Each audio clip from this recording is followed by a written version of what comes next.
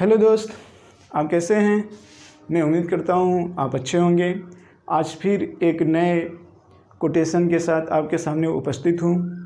हालांकि ये कोटेशन बहुत ज़्यादा बड़ा है, लेकिन ये आपके लिए बहुत ज़्यादा इम्पोर्टेंट भी है। ठीक है। और इस ये कोटेशन है, ये मुख्य रूप से दो बातों पे आधारित है और इसका संबंध विश्वास से जुड़ा हुआ है। ठीक है। और एक बात यहाँ पर विश्वास के साथ साथ एक धोखेबाज एवं चालाक व्यक्ति और दूसरी तरफ एक समझदार और होशियार व्यक्ति, दोनों के बीच एक तरीके से यहाँ पे तुलना किया गया है। ठीक है। तो आइए पहले हम इस चीज़ को पढ़ते हैं, उसके बाद फिर हम इसके भाव को निकालते हैं। और बहुत ही ध्यान से सुनिएगा मित्र, ये बहुत ही इम्पोर्टेंट वीडियो है, बहुत ध्यान से सुनिएगा। ये हर इंसान के कभी न कभी जीवन में आंशिक या पूर्ण रूप से ये बातें तो ज़रूर उसके सामने आती हैं और इससे प्रेरणा लेना चाहिए। देखिए, प्रेरणा एक ऐसी चीज़ है जो आपके मनोबल को बढ़ाती है और आपके समय को बर्बाद होने से रोकती है और आपके अंदर एक रफ्तार पैदा करती है, ताकि आप ज़्यादा से ज़्यादा चीज़ों को अचीव करके अपने व्यक्तित्व का विकास कर सकें। ठीक है। तो आइए हम इस चीज़ को देखते हैं। दुनिया में, ध्यान से देखिएगा दोस्त, दुनिया में सबसे बड़ी दौलत विश्वास है, जिसकी पहचान करने के लिए हंस जैसा खुशल होना चाहिए। क्योंकि इस दुनिया में कुछ ऐसे बाज होते हैं जो आपका सब कुछ लूट कर चले जाते हैं और आपको पता भी नहीं चलता है। अगर इसकी पहचान करना चाहते हो तो आप उनकी उम्मीद को बनाए रखने के लिए उनके अंदर आशा की किरण पैदा करो और कुछ हद तक करो भी, फिर ऐसा कुछ कर दो जिससे उसको लगे कि आप अब उसके काम के नहीं हो। ठीक है मित्र। तब आप उसके व्यवहार का विश्लेषण करें, लेकिन ध्यान रहे आपकी योजना के बारे में उसको पता न हो और इस तरह आपको एक्टिंग करनी होगी। यदि यह घटना आपके एक्टिंग के दौरान, यदि जिस पर आप विश्वास करते हो, यदि विश्वास टूटा, कैसे विश्वास टूटेगा? एक बार या कई बार, यहाँ पे लिखा हुआ है। लेकिन ध्यान रहे आपकी योजना के बारे में उसको पता न हो, इस तरह आपको एक्टिंग करनी होगी। यदि यह घटना यानी विश्वास का टूटना एक बार हुआ, एक बार न होकर बार बार हुआ, तो इससे जीवन में कई तरीके से घटनाएं घटित होने की संभावना होती है। ठीक है मित्र। तो मुझे लगता है आप इस चीज़ को पढ़ लिए होंगे। अब आप इसका विश्लेषण भी कर रहे होंगे कि इसका भाव क्या होना चाहिए। ठीक है। तो आइए हम इस पर चर्चा करते हैं। हम इसी पर पूरा चर्चा करते हैं। ध्यान से सुनिएगा, इस चीज़ को ध्यान से सुनिएगा। ये एक तरीके से कह सकते हैं प्रैक्टिकली भी है और सैद्धांतिक भी है, दोनों चीज़ है। लेकिन जो प्रैक्टिकली चीज़ें होती है वो व्यक्ति काफ़ी उम्र बीतने के बाद इस अनुभव को प्राप्त करता है, और जो सैद्धांतिक बात होती है वो व्यक्ति यदि किसी एक ऐसे व्यक्ति के संरक्षण में रहे जो कम समयों में उस चीज़ को प्राप्त कर सकता है। हाँ, ये बात अलग है कि वो चीज़ें उसको आत्मसात हो पाए या ना हो पाए, वो एक अलग मुद्दा है। तो यहाँ पे देखते हैं जो मेन पॉइंट है, उस पर आगे चलते हैं। तो देखिए, ऐसा होता है मित्र, हमारे जीवन में बहुत सारे संबंध होते हैं, बहुत सारे संबंध आपने देखा भी होगा। तो कभी कभी किसी के जीवन में होता क्या है कि क्योंकि संबंध किस पर टिका हुआ है? विश्वास पर टिका हुआ है। विश्वास एक ऐसी चीज़ है जिसमें एक तरीके से आगे बढ़ने की प्रेरणा होती है और ज़्यादातर रिश्ते विश्वास पे ही टिके होते हैं। तो आपको ध्यान देना है कि जिससे आप संबंध स्थापित करते हैं, आपका उस पर विश्वास कितना है। कहीं ऐसा ना हो कि वो बाज की तरह हो, अगर आपके जीवन के रिश्तों में कुछ ऐसे व्यक्ति होते हैं जो बाज की तरह होते हैं, बाज की तरह होते हैं, जो गति बहुत तेज से करते हैं, लेकिन उनकी गति में बहुत शांति होती है, पता भी नहीं चलता है क्यों गति कर रहे हैं। यानी कहने का मतलब, उनको ऐसे व्यक्ति जो आपका सब कुछ लूटने की इच्छा रखते हैं, सब कुछ लूटने की इच्छा रखते हैं और आपके साथ षड्यंत्र करते चले जाते हैं और तेजी से करते हैं, लेकिन सामान्यतः व्यक्ति इस चीज को पकड़ नहीं पाता है, पकड़ नहीं पाता है। क्यों भाई? क्योंकि वो बाज है, उसकी रफ्तार है तेज सोचने की, और वो बहुत ही शांतिपूर्वक अपना काम करता है। तो जो बाज टाइप के व्यक्ति होते हैं, उससे सामान्य व्यक्ति तो प्रभावित हो जाता है। कहने का मतलब वो धोखा खा ही जाता है। तो ऐसे बात से बचने के लिए मैंने यहां पे कहा, समान व्यक्तियों के लिए मेरा ये मैसेज है यहाँ पे, कि ऐसे बाजों से बचने के लिए आपको अपने अंदर हंस जैसी कुशलता लानी चाहिए। हाँ जी, हंस जैसी कुशलता, जो सरस्वती माता का वाहन है, ज्ञान की देवी का वाहन होता है। वो आपके अंदर हंस जैसी कुशलता होनी चाहिए, ताकि ऐसे बाज को पकड़ सकें, आप पकड़ सकें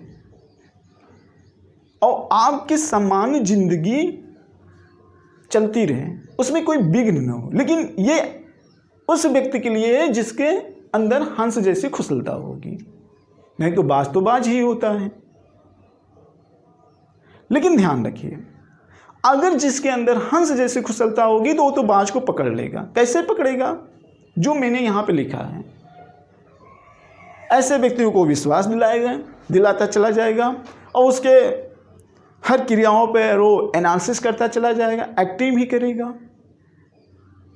और वो पकड़ लेगा और संबंध तोड़ देगा कि भाई आपके जैसा इंसान हम नहीं चाहते हैं, हम अपने विचारों जैसा इंसान चाहते हैं, आपकी वजह से हमारी पूरी सामान्य जिंदगी खराब हो जाए, ऐसा हम नहीं चाहते हैं। मुझे ऐसा प्यार नहीं चाहिए जिससे कि हमारा और हमसे जुड़े हुए लोग का भी समाप्त हो जाए। तो वो आपसे दूरी बना लेगा। लेकिन कुशलता हंस जैसी होगी तभी, लेकिन नहीं होगी तो समान व्यक्ति बेचारा तो धोखा खा ही जाएगा और उसको समय समय पर बाज मिलते रहेंगे और उसके अंदर हंस जैसी कुशलता तो नहीं है, तो बार बार धोखा खाता रहेगा। तो इससे कई परिणाम निकलते हैं। तो जो बाज से धोखा खा जाते हैं तो उनके अंदर हंस जैसी कुशलता तो नहीं होती है, लेकिन बार बार खाने के बाद हंस जैसी कुशलता आ भी जाती है और नहीं भी आती है। कैसे? इस चीज़ को समझिए जरा। जैसे आप समझिए, कोई इंसान किसी के ऊपर बहुत ज़्यादा विश्वास करता है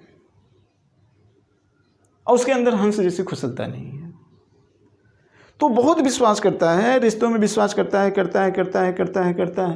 और एकाएक वो धोखा खाता है।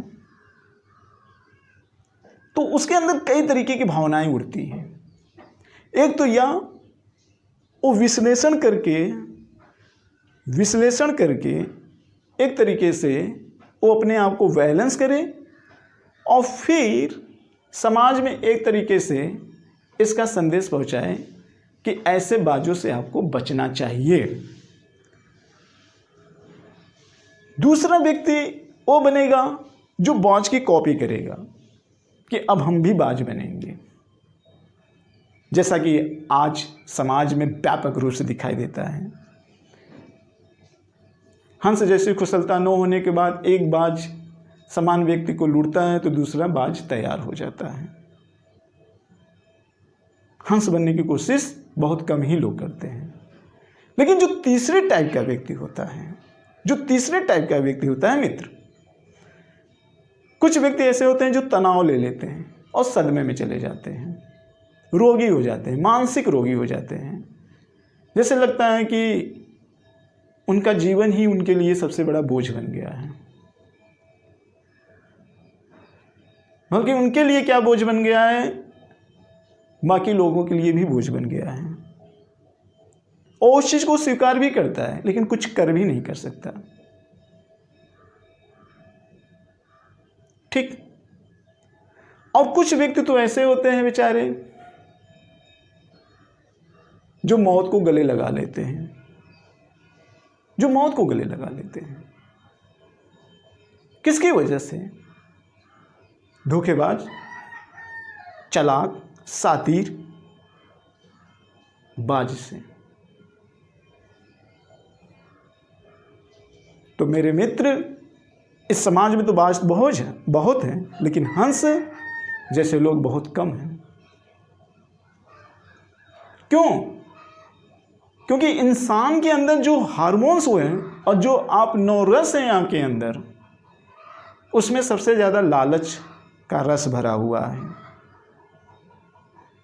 इसको दूर करके आप एक सकारात्मक रस अपने अंदर भरिए, वो है प्रेम का रस। तभी हंस बन पाओगे और लोगों को हंस बना पाओगे।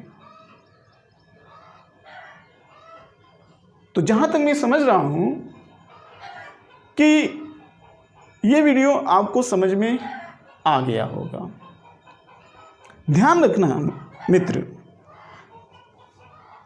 विश्वास, दुनिया में कोई काम न तो बुरा होता है न अच्छा होता है। सिर्फ एक काम, जैसा कि मैंने पहले वीडियो में कहा था, आप समझ गए होंगे, दिल का तोड़ना सबसे बुरा काम और टूटे हुए दिल को जोड़ना ये सबसे अच्छा काम होता है। और ये विश्वास पर आधारित होता है। इसलिए मैं आपसे कहना चाहता हूं कि दुनिया में चाहे जितनी बड़ी आप चोरी कर लो, वो माफ किया जा सकता है, लेकिन विश्वास का ताला कभी तोड़ने की कोशिश मत करिएगा। क्योंकि मैं समझता हूं ये सबसे बड़ी चोरी होती है। वस्तु को चोरी कर लोगे तो चलेगा, लेकिन किसी का दिल चोरी कर लोगे तो नहीं चलेगा। उससे बड़ा चोरी कोई है ही नहीं, उससे बड़ा कोई चोरी नहीं है। अगर कोई ऐसी चोरी करता है तो मैं ये समझता हूं कि वो सामाजिक प्राणी न होकर वो बुद्धिमान आरचक टाइप का पशु है।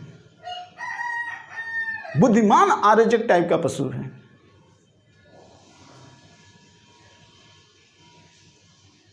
तो मेरे दोस्त, इस चीज पर जरा आप विचार करिएगा।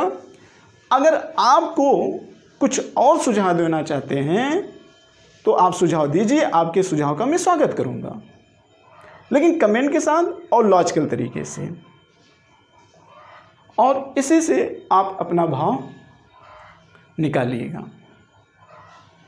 ठीक है मेरे मित्र, लाइक करना डिसलाइक करना आपका काम है। अच्छा लगेगा तो लाइक करिएगा, अच्छा नहीं लगा होगा तो डिसलाइक करिएगा, लेकिन करिएगा जरूर। तो इसी के साथ हम इस वीडियो का समापन कर रहे हैं। नेक्स्ट टाइम फिर हम आपसे मिलेंगे एक नए कोटेशन के साथ एवं एक नए मोटिवेशनल के साथ। जय भारत, जय हिंद।